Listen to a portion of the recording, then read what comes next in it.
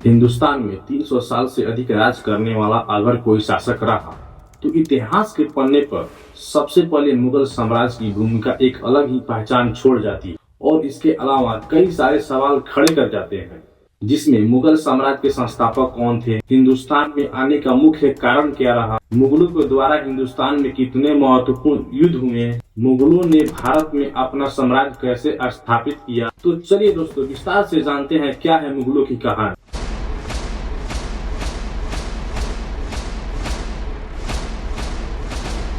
हिंदुस्तान में मुगल साम्राज्य को खड़ा करने वाला बाबर था, जिसका पूरा नाम मोहम्मद जहीरुद्दीन बाबर था। दोस्तों बाबर अगर हिंदुस्तान नहीं आया होता तो भव्य इमारतें, ताजमहल, लाल किला और जमा मस्जिद जैसे इमारतें देखने को नहीं मिलती। बाबर का जन्म 14 फरवरी 1483 ईस्वी को मध्य एशिया के छोटे से शहर फरगना में हुआ था। बाबर के पिता का नाम उमर शेख मिर्जा था तथा माता का नाम कुतुब मीनार खानम था। बाबर के पिता उमर शेख मिर्जा के मौत होने के बाद 12 वर्ष की उम्र में बाबर को फरगना के राजगद्दी पर बैठा दिया गया, पर यह बात बाबर के रिश्तेदारों को हजम नहीं हुई। सन 1997 ईस्वी में बाबर ने समरकंद पर पहला आक्रमण किया, पर यह आक्रमण बाबर के लिए बिल्कुल ही दुर्भाग्य साबित हुआ। इसी तानाशाही के बीच बाबर का वर्तमान साम्राज्य फरगना भी छूट गया और समरकंद भी छूट गया, और फिर बाबर के पास न ही अपना रहने के लिए घर बचा और न ही लड़ने के लिए उनके पास पर्याप्त सेना बची। फिर किसी तरह बाबर ने अपने विश्वासी सेना और बल को इकट्ठा किया। हिंदुस्तान को मुगल काल के समय में सोना का चिड़िया कहा जाता था दोस्तों, क्योंकि सोना, चांदी, हीरे, मोती जैसे संसाधन हमारे यहाँ भरपूर मात्रा में थे।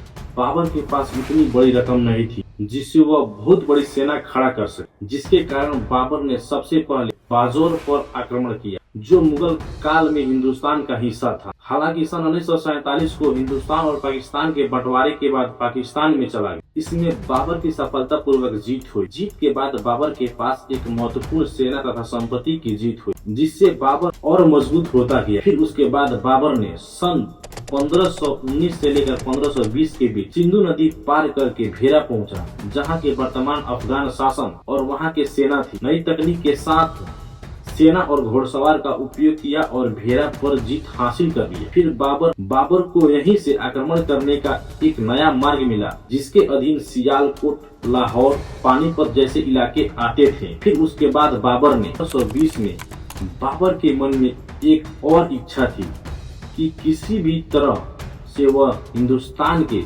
उत्तरी और पश्चिमी क्षेत्र को पूरी तरह से अपने नियंत्रण में कर लेना चाहता था, क्योंकि वह जानता था कि अगर हम उत्तरी और पश्चिमी क्षेत्र को अपने नियंत्रण में कर लेते हैं तो उसके बाद दिल्ली के सल्तनत पर हमें शासन करने से कोई ताकत नहीं रोक सकती। सियालकोट में अफगान सरदारों का शासक था जो बाबर की सत्ता को स्वीकार नहीं कर रहे थे।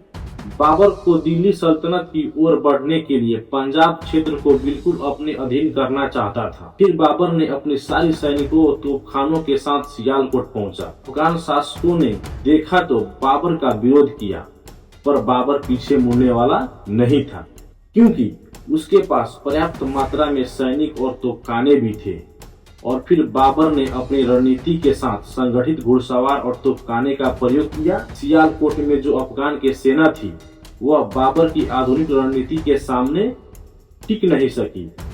काफी मशक्कत और कड़े संघर्ष के बाद सियालकोट के शासक पराजित हुए और बाबर का अधिकार सियालकोट पर हो गया। दोस्तों ये बाबर की जितनी भी आपको डॉक्यूमेंट्री बताई जा रही है, जितनी भी आपको इतिहास से बताई जा रही है, यह सारे के सारे बाबर के द्वारा लिखी हुई बाबरनामा किताब से और चैट जीपीटी के माध्यम से आपके सामने बताई जा रही है। और यह बाबर के लिए एक बहुत ही सुनहरा मौका बन गया, क्योंकि बाबर के अधीन में पंजाब क्षेत्र, उत्तरी और पश्चिमी इलाका बिल्कुल मजबूत हो गया। इसके बाद लाहौर और पानीपत का रास्ता आक्रमण के लिए बिल्कुल साफ हो गया। इतिहास के पन्ने में लाहौर का नाम केवल एक शहर के रूप में नहीं, बल्कि मुगल साम्राज्य की नींव रखने वाले युद्ध के रूप में दर्ज है। जब दिल्ली सल्तनत कमजोर हो चुकी थी और मध्य एशिया से एक योद्धा हिंदुस्तान की ओर बढ़ रहा था, दिल्ली पर लोधी वंश का शासन था, लेकिन आपसी तालमेल और अफगान सरदारों के बीच मुठभेड़ के कारण दिल्ली सुल्तान बिल्कुल कमजोर हो चुकी थी, क्योंकि पंजाब का सूबेदार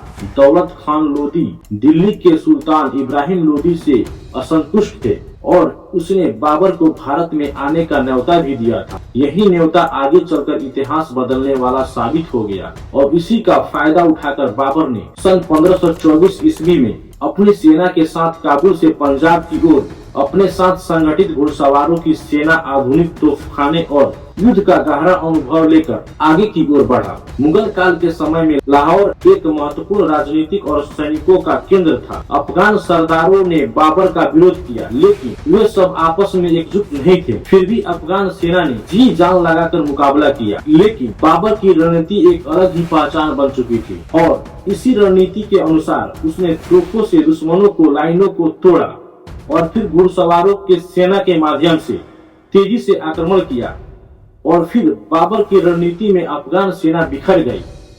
कुछ ही समय में लाहौर बाबर के अधीन में आ गया और यह जीत कोई आसान जीत नहीं थी। यह जीत दिल्ली साम्राज्य पहुंचने का एक नया रास्ता था। और फिर अब होना ही क्या था, पंजाब क्षेत्र बाबर के अंदर में पूरी तरह से आ चुका। अफगान शक्ति बिल्कुल जर्जर और टूट चुकी थी और फिर यहीं से बाबर को हिंदुस्तान में अपना साम्राज्य स्थापित करने की उम्मीद मिली। यही उम्मीद पानीपत की प्रथम युद्ध की आधार बनी। यहीं पर हमें एक अनुभव मिलती है कि केवल संख्या ही नहीं, रणनीति, अनुशासन और समय की पहचान इतिहास की रुख बदल देती है। 16वीं शताब्दी में दिल्ली का सुल्तान इब्राहिम लोदी था। इब्राहिम लोदी के पास 1 लाख सैनिक, 10,000 हाथी थे, लेकिन वही पुरानी वाली युद्ध पद्धति थी और फिर धीरे धीरे समय बढ़ती गई। आखिरकार 21 अप्रैल 1526 को इब्राहिम लोदी की 1 लाख सैनिक और 10,000 हाथी के साथ और बाबर के पास वही तकरीबन 12 से 15,000 सैनिक थे, लेकिन बाबर के पास तुलुगमा युद्ध पद्धति थी, जिसमें बाबर ने गाड़ियों के सहारे रस्सियों को बांधकर एक बहुत बड़ी दीवार बनाई और फिर अपने तोपों के द्वारा इब्राहिम लोदी के सैनिकों पर लगातार गोलीबारी की, जिसके कारण इब्राहिम लोदी की तकरीबन 10,000 हाथी आवाज सुनकर बेकाबू हो गए। अफगान सेना में अफरा तफरी मच गई। कुछ ही घंटों में युद्ध का पासा पलट गया। युद्ध के दौरान इब्राहिम लोदी लगातार युद्ध करता रहा, लेकिन बाबर के सैनिकों के बीच वह चारों तरफ से घिर चुका था और फिर बाबर के सेना के द्वारा हमले में इब्राहिम लोदी मारा गया और दिल्ली सल्तनत पर बाबर का साम्राज्य स्थापित हुआ और एक नए इतिहास की शुरुआत हुआ। लेकिन दोस्तों, सवाल यह है कि इतना बड़ा विजेता अंत में कैसे टूटा। साल था 1530 ईस्वी। आगरा की हवाओं में बेचैनी भरी थी। बाबर का बेटा हुमायूं गंभीर रूप से बीमार हो चुका था। राजवैद्य, हकीम, दवाइयाँ सारे के सारे बेअसर हो चुके और एक पिता के लिए अपने बेटे से बड़ा कोई दौलत नहीं होता। बाबर जो कभी मैदाने जंग में नहीं डरा, आज वह अपने बेटे को खोने के लिए डर से कांप रहा था। इतिहास की किताब बाबरनामा में यह दर्ज है कि बाबर ने अल्लाह से यह दुआ मांगी थी, मेरे सांस अगर मेरे बेटे की जिंदगी दे सकती है तो यह सौदा मुझे हर हाल में मंजूर है। इसके बाद बाबर ने हुमायूं के बिस्तर के चारों ओर 3 बार चक्कर लगाए। इसी समय बाबर की तबीयत धीरे धीरे गिरने लगती है। तेज बुखार, कमजोर शरीर, आंखों में थकान। बाबरनामा में यह भी बताया जाता है कि बाबर को पेचिश जैसी बीमारी ने जकड़ लिया था। वह समझ चुका था कि उसका समय आ चुका है, लेकिन बाबर ने एक बार भी रोया नहीं।